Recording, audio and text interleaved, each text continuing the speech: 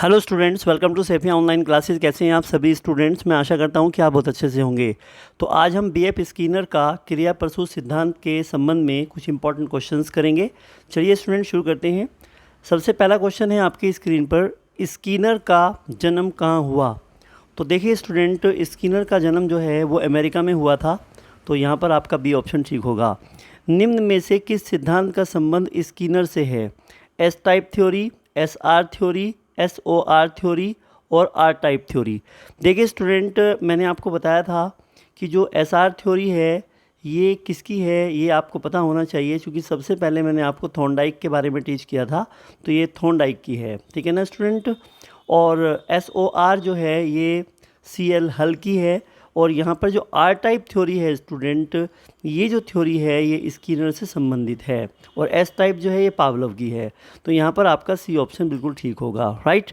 चलिए स्टूडेंट, अब देखते हैं कंप्यूटर व टंकन। टंकन का मतलब होता है टाइपिंग की शिक्षा किस सिद्धांत पर आधारित है? तो यहाँ पर क्वेश्चन नंबर 3 की अगर हम बात करेंगे, प्रबलन का सिद्धांत पर ये आधारित है। तो यहाँ पर आपका ए ऑप्शन ठीक होगा, राइट। नेक्स्ट देखिएगा क्वेश्चन नंबर 4। क्वेश्चन नंबर 4 है स्टूडेंट, स्किनर ने अपने प्रयोग किस किस जानवर पर किए थे? उन्होंने कबूतर और चूहे पर किए थे। तो आपका सी ऑप्शन ठीक होगा, राइट। आगे देखिए, किस मनोवैज्ञानिक ने अपने अधिगम सिद्धांत में पुनर्बलन पर सबसे पहले बल दिया? देखिए स्टूडेंट, क्वेश्चन नंबर 5 की अगर मैं आपसे बात करूंगा, सबसे पहले जो बल दिया था पुनर्बलन पे तो वो स्किनर साहब ने दिया था। तो यहाँ पे आपका सी ऑप्शन ठीक होगा। पुनर्बलन का सिद्धांत किसने प्रतिपादित किया था? तो देखिए स्टूडेंट, ये क्वेश्चन नंबर 6 है। तो इसका जो सिद्धांत है पुनर्बलन का वो हल ने दिया था, वो आपको टीच किया जाएगा, अभी आपने नहीं पढ़ाया वो। अधिगम के किस सिद्धांत का मत है कि अभिप्रेरणा मतलब मोटिवेशन से उत्पन्न क्रियाशीलता ही सीखना या अधिगम के लिए उत्तरदायी है, मतलब रिस्पॉन्सिबल है? क्वेश्चन नंबर 7 की अगर हम बात करेंगे तो ये क्रिया प्रसूत अनुबंधन जो सिद्धांत है ये आपका डी ऑप्शन इस क्वेश्चन का बिल्कुल ठीक होगा। निम्नलिखित में से कौन पुनर्बलन का एक प्रकार नहीं है? क्वेश्चन नंबर 8 की अगर हम बात करेंगे स्टूडेंट, उन्होंने कहा कि पुनर्बलन का एक प्रकार नहीं है।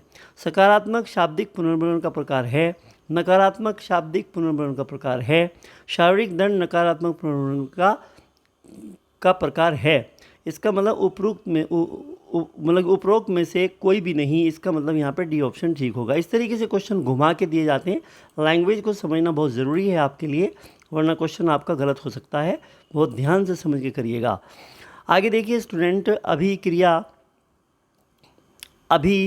कर्मायोजित अधिगम का प्रत्यय किसने दिया था? ये क्वेश्चन नंबर 9 आपकी स्क्रीन पर आ गया है स्टूडेंट। ये स्किनर साहब ने दिया था, ये मैंने आपको बताया था। वो शेड्यूल रेनफोर्समेंट के बारे में मैंने जब आपको टीच किया था तो वहाँ पे मैंने आपको इसके बारे में बताया था, ठीक है। चलिए स्टूडेंट, आंशिक पुनर्भरण के बारे में पूछ रहे हैं। ये सतत पुनर्भरण की अपेक्षा कम प्रभावशाली होता है। वास्तविक कक्षा कक्ष में अनुप्रयुक्त नहीं किया जा सकता और पशुओं को प्रशिक्षित करने में सर्वाधिक कार्य करता है। सतत पुनर्भरण की अपेक्षा अधिक प्रभावशाली होता है आंशिक मतलब कभी कभी पुनर्भरण देना। तो मैंने आपको पार्शियल रेनफोर्समेंट और कॉन्टीन्यूअस रेनफोर्समेंट के बारे में टीच किया था। तो यहाँ पे आपका डी ऑप्शन ठीक होगा, राइट। चलिएगा क्वेश्चन नंबर 11 देखिएगा। स्किनर के क्रिया प्रसूत सिद्धांत के अनुसार, क्वेश्चन नंबर 11 मोस्ट इंपॉर्टेंट है। वो कहते हैं के अनुसार उद्दीपक की आवश्यकता होती है नहीं, इसके उद्दीपक की आवश्यकता नहीं होती स्किनर में। और अनुक्रिया की उद्दीपक के साथ आवश्यकता होती है, उद्दीपक की आवश्यकता नहीं होती। ये आपका बिल्कुल सही होगा। ये देखिएगा, पुनर्भरण की बिल्कुल ज़रूरत नहीं होती। तो यहाँ पे ये वाला ऑप्शन ठीक है आपका, सी वाला। एक कबूतर भोजन मिलने के बाद अपनी भूख मिटाकर संतुष्ट हो जाता है तथा कुछ समय के लिए वह अपनी सभी क्रियाओं को बंद कर देता है। पुनः भूख लगने पर फिर उसी क्रिया को दोहराता है तथा भोजन प्राप्त कर लेता है। यह घटना संबंधित है। तो ये क्वेश्चन नंबर 12 आपकी स्क्रीन पर है। देखिए स्टूडेंट, शास्त्रीय अनुबंधन ये तो पावलोव साहब का है, ये तो होगा नहीं। प्रयास व भूल ये भी नहीं होगा, ये थॉर्नडाइक का है। मनोसामाजिक सिद्धांत ये भी नहीं होगा। और यहाँ पे देखिएगा स्टूडेंट, आपका साधनात्मक क्रिया सिद्धांत ये वाला आपका बिल्कुल सही है। तो ये स्किनर साहब का है। तो ये साधनात्मक क्रिया सिद्धांत, this is the correct option. आगे देखिए, अनुबंधन की प्रक्रिया में प्रथम सोपान क्या है? देखिए स्टूडेंट, अगर हम अनुबंधन की बात करेंगे तो उसमें उत्तेजना जो है ना वो प्रथम सोपान होता है। तो यहाँ पे आपका क्वेश्चन नंबर 13 का बी ऑप्शन बिल्कुल ठीक होगा। अब हम नेक्स्ट क्वेश्चन देख लेते हैं। क्वेश्चन नंबर 14 देखिए स्टूडेंट, किस व्यवहारवादी का मानना था कि अन्य व्यवहारों की भांति भाषा भी क्रिया प्रसूत अनुबंधन द्वारा सीखी जाती है। तो ये क्वेश्चन देखिए स्किनर की अगर हम बात करें, चूँकि जो क्रिया प्रसूत की अगर हम बात कर रहे हैं यहाँ पे, तो ये स्किनर संबंधित है। वैसे भी आप लॉजिक लगा सकते हैं, तो यहाँ पे बी ऑप्शन होगा। क्रिया प्रसूत सिद्धांत में शिक्षकों के लिए क्या आवश्यक है। क्वेश्चन नंबर 15 आपकी स्क्रीन पर है। उचित व्यवहार का पुनर्वर्णन किया जाए, बच्चों को सिर्फ डांटा जाए व दंडित किया जाए और केवल उपहार दिया जाए। देखिए उचित व्यवहार पर पुनर्वर्णन दिया जाए, मतलब उन्हें रेनफोर्समेंट दिया जाए, उन्हें शाबाशी दी जाए, उनको एनकरेज किया जाए, तो यहाँ पर ए ऑप्शन ठीक होगा।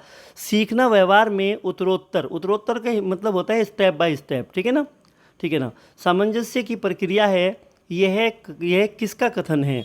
देखिए स्टूडेंट, क्वेश्चन नंबर 16 की अगर हम आपसे बात करेंगे तो ये जो कथन है कि सीखना व्यवहार में स्टेप बाय स्टेप होता है, इसका मतलब यहाँ पर ये आपका स्किनर का कथन है, मैंने आपको टीच किया था। निमित्तिक अनुबंधन, आपको याद होगा कि मैंने आपको बताया था इंस्ट्रूमेंटल आपको लर्निंग के बारे में मैंने आपको टीच किया था।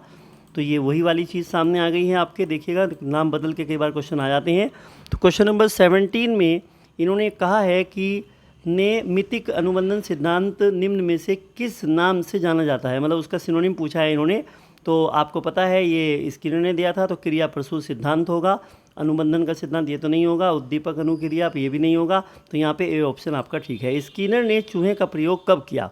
देखिए स्टूडेंट, क्वेश्चन नंबर 18 की अगर हम आपसे बात करेंगे तो ये 1938 में किया था। तो यहाँ पे आपका बी ऑप्शन ठीक होगा। प्रतिक्रिया का विलोप होना निम्नलिखित में से किसके बाद कठिन है, मतलब विलोप नहीं हो सकता, मतलब क्या कठिन होगा। देखिए अगर आंशिक पुनर्वलन, ध्यान दीजिएगा, अगर आंशिक पुनर्वलन मिलता रहेगा तो फिर वो जो क्रिया हम बच्चे से करा रहे हैं उसका विलोप नहीं हो सकता। इसका मतलब यहाँ पे 19 का आपका बी ऑप्शन ठीक होगा। स्किनर ने निम्न में किन दो अनुक्रियाओं का जिक्र किया। क्वेश्चन नंबर 20 की अगर हम आपसे यहाँ पे बात करेंगे स्टूडेंट,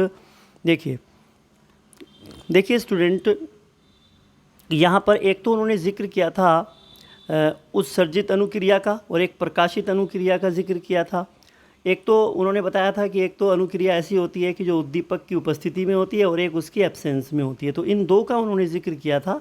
तो उत्सर्जित जो होती है ये होती है वो जो उद्दीपक की उपस्थिति में होती है अनुक्रिया, ठीक है ना, और जो उसकी एब्सेंस में होती है वो प्रकाशित अनुक्रिया होती है। तो ये ठोस उद्दीपक अनुक्रिया, इसका कोई जिक्र नहीं है। तो यहाँ पे ए और बी आपका ऑप्शन ठीक होगा, ठीक है। एक अध्यापक छात्रों के एक सप्ताह में 4 टेस्ट लेता है तथा प्रत्येक 2 टेस्ट के बाद उन्हें पुनर्वलन देता है। इसका मतलब ये हुआ कि वो तो फिक्स हो गया। तो यहाँ पे तो आपको सोचने की भी ज़रूरत नहीं है। तो निश्चित अनुपात अनुसूची की जिक्र हो रहा है यहाँ पे, क्योंकि उसने कहा ना कि प्रत्येक 2 टेस्ट के बाद, इसका मतलब निश्चित कर लिया गया। तो यहाँ पे आपका ये वाला ऑप्शन ठीक होगा। एक अध्यापक बच्चों के टेस्ट के उपरांत कभी 1 टेस्ट, कभी 3 टेस्ट, तो कभी 7 टेस्ट के बाद में उन्हें पुनर्वलन देता है। तो ये पुनर्वलन कौन सा कहलाएगा। इसका मतलब यहाँ पे नियमित निश्चित तो कुछ हो नहीं रहा है। तो क्वेश्चन नंबर 22 को अगर आप देखें तो विभिन्न अनुपात अनुसूची की तरफ इशारा है इसका, क्योंकि यहाँ पे कोई चीज़ निश्चित नहीं हो पा रही है। एक अध्यापिका प्रत्येक छात्र को प्रत्येक प्रदर्शन पर लगातार पुनर्वलन देती है। तो ये पुनर्वलन कहलाता है। आंशिक तो होगा नहीं, निश्चित भी नहीं होगा, ये सतत पुनर्वलन होगा, कॉन्टीन्यूअस रेनफोर्समेंट। देखिए अभिकर्मित अनुदेशन प्रोग्राम लर्निंग का संबंध किससे है। तो सबको पता है ये स्किनर से है। मोस्ट इंपॉर्टेंट क्वेश्चन है स्टूडेंट, ये आपके एग्जाम में आए हुए हैं और ये लास्ट क्वेश्चन है आज आपका। अब देखिएगा स्टूडेंट, रेखीय अभिकर्मित अनुदेशन लीनियर प्रोग्राम लर्निंग का प्रतिपादन किसने किया था और किस सन में किया था देखना है। स्किनर ने ये 1954 में किया था। तो यहाँ पे आपका ये ऑप्शन ठीक होगा। तो इस वीडियो में इतना ही स्टूडेंट। अब हम आपको नेक्स्ट सिद्धांत के साथ में नेक्स्ट वीडियो में उपस्थित होंगे। All the best.